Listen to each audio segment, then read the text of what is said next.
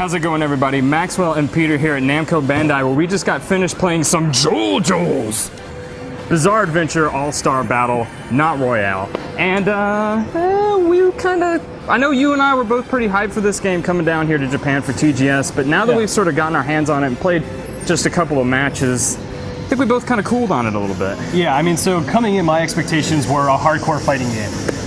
It's very reminiscent of Street Fighter 4, like it's on a 2D plane for the most part. You can sidestep a little bit, but it's been pitched as well, at least from features I've seen online, people are describing it as a Street Fighter 4-esque game coming from CyberConnect. And if we know CyberConnect 2, they're famous for the Naruto games, primarily, which are fighting games, but not really for the hardcore community. Yeah, CyberConnect kind of pitches them as character brawler games. Right, so yeah. They're not going to be quite as technically complex as like a Street Fighter or a Tekken might be.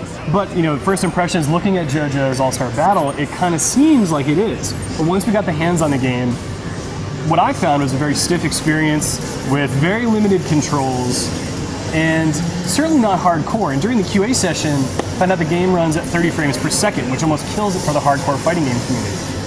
I mean, to be fair, we only played a couple of matches of it. I'm actually a little bit intrigued by the slower pace. It almost, I'm a little nervous making this comparison so early, but it kind of reminded me of the early Sam Show games where the pace was very slow. You had these very deliberate, heavy attacks, and there was a lot of sort of pressure and emphasis put on single strikes. I would say that you're right about that series for the most part, but there were characters that were a little bit speedier and that had a lot more range. This game is very much close quarters combat. If you want to dash across the screen and hit a player, your move isn't going to change with your momentum. Your character will actually stop in place and throw a light punch. There's this very big disconnect between movement and combat. Yeah, the game is kind of slave to its very elaborate animations and sort of styles. Because like the JoJo series, they have these very goofy characters with these crazy poses, and the game definitely captures that, possibly to its own detriment. I mean, it looks fantastic, but when we asked the developers, why the 30 frames per second, their answer was, well, we are appealing to the JoJo's community.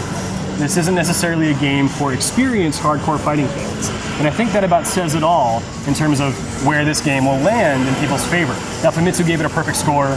The game sold 500,000 copies its first week, but it's also got 2 stars on Amazon Japan due to DLC issues. And for better or worse, it doesn't seem to be doing very well post-initial reception. So basically what we're saying is just adjust your expectations accordingly. Yes, do not expect a Street Fighter 4, expect a Naruto Ultimate Storm. And I guess you won't be that disappointed.